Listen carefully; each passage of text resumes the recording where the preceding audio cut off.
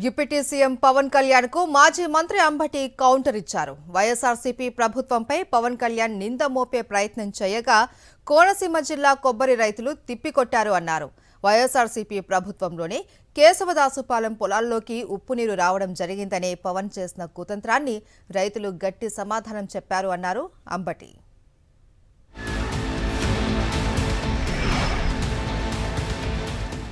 సహజ సిద్ధంగా అనేది ఇప్పుడు మీకు ఇన్ని సంవత్సరాలు లేనిది 19 నుంచి ముందుకు వచ్చింది. కేవలం ఓఎన్జీసీ గేల్ వల్ల సార్. ఓఎన్జీసీ గేలు రెండు కలిపండి. మళ్ళీ చెప్పండి. ఓఎన్జీసీ వల్లే పోయింది సార్.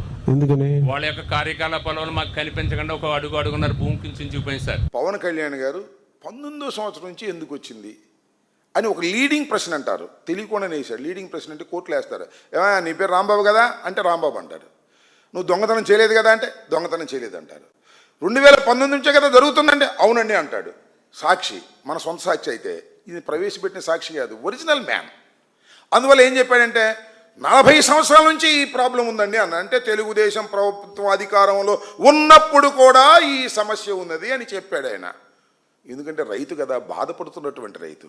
అతన్ని నువ్వు 19 నుంచి ఉందని చెప్పించడానికి పడిసిన గడ్డి ఎంత ధర్మం అండి పవన్ కళ్యాణ్ గారు.